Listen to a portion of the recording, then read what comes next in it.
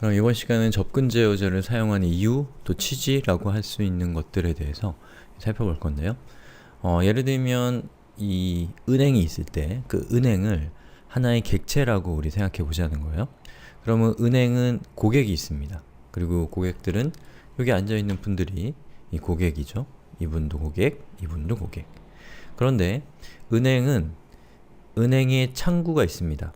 그 창구에 있는 이분들이 고객들을 상대하고 있는 분들이고, 이분들이 하는 역할은 고객과 만나는 일을 하는 분들이죠. 그게 여기 제가 적어놓은 것처럼 일종의 퍼블릭이라고 한다면, 은행에 있는 것 중에 외부인은 접근이 아주 엄격하게 차단되는 것이 있습니다. 바로 돈이 들어있는 이 금고와 같은 것들이죠. 그리고 금고는 그 조직 안에서도 어떤 특별한 이 권한을 가지고 있는 사람만이 접근할 수 있도록 그 접근이 허용이 되어 있잖아요. 그게 바로 프라이빗입니다. 그래서 퍼블릭과 프라이빗이 구분되어 있는 이유는 은행의 사례를 보면 바로 이해할 수 있잖아요. 만약에 프라이빗에 아무나 접근할 수 있게 하면 어떤 일이 생길까요? 안 좋은 일이 생기겠죠. 그리고 퍼블릭에 아무나 접근할 수 없도록 하면 이 은행에는 고객이 생길 수가 없는 것이죠. 그래서 퍼블릭한 영역과 프라이빗한 영역을 구분하고 있는 겁니다. 그 이유는 은행이라고 하는 그 시스템을 보호하기 위해서인 거죠. 자, 우리의 객체에서 퍼블릭과 프라이빗도 바로 그런 역할을 하는 겁니다. 자, 이전 시간에 살펴봤던 이 예제는 이렇게 생겼는데요. 이 예제에서 고객이라고 할 수 있는 사용자는 누구인가요? 바로 accessDemo라는 클래스 안에서 main이라는 메소드가 A 클래스의 y라는 메소드, z라는 메소드, x라는 메소드에 access하고 있잖아요. 그래서 accessDemo1이라는 클래스가 A 클래스에 대한 고객이 되는 겁니다. 그 고객을 응대하는 창구가 바로 퍼블릭으로 지정되어 있는 y 메소드 그리고 x 메소드가 되는 겁니다. 그리고 어떤 필요에 의해서 자기 자신만이 접근할 수 있도록 제한해 놓은 것이 프라이빗이고 바로 z 메소드가 그렇다는 것이죠. 이 z 메소드를 사용하는 것은 고객인 accessDemo1은 사용할 수가 없고요. 이 클래스 A는 x라는 메소드를 통해서 이 z라는 메소드를 사용하고 있는 것이죠. 자, 그럼 조금 더 실전적인 예제를 살펴보도록 하겠는데요. 자, 이 예제는 이렇게 생겼습니다. calculator demo.java라는 파일의 내용입니다. 자, 여기 빨간색으로 표시된 부분이 우리 기본 계산기 예제에서 변경된 부분인데요. 자, 이 부분에서 계산기에서 sum, 이 데코는 decoration이란 뜻이고요. 플러스라고 하는 것은 10과 20을 더한 결과의 앞뒤에다가 더하기라고 하는 장식자를 다른 겁니다. 뭐 예쁘진 않지만 이거는 보여드리기 위한 예제일 뿐이에요. 실용적인 예제가 아닙니다.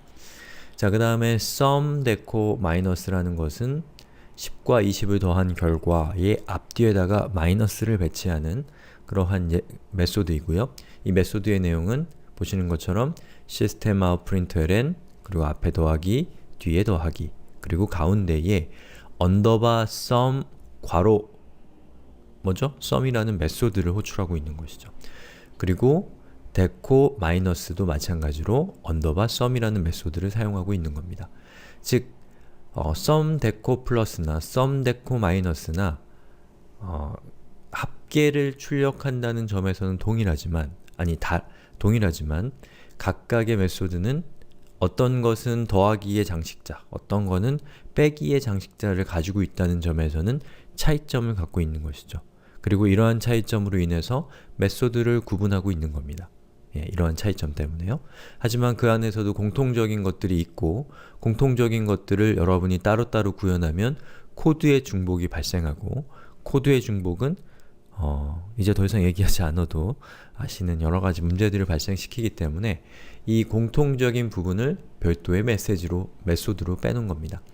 자, 그런데 이 sum이라고 하는 것, 합계를 내는 요것은 이 고객들에게 직접적으로 제공될 필요가 없는 것이라고 한다면 보시는 것처럼 private로 접근 제어자를 지정하는 겁니다.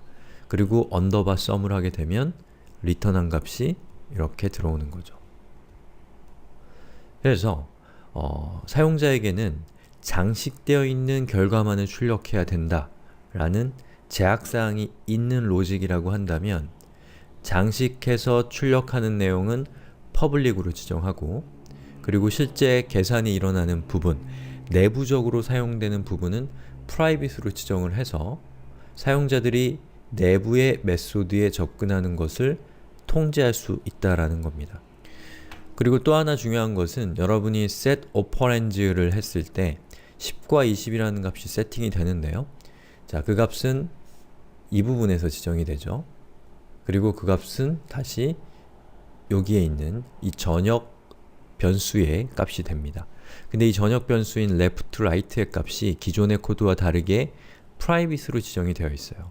자, private로 지정이 되면 private로 지정이 되어 있지 않을 때는 여러분이 자, 여기에다가 제가 코드를 넣는다고 할게요. c1.left는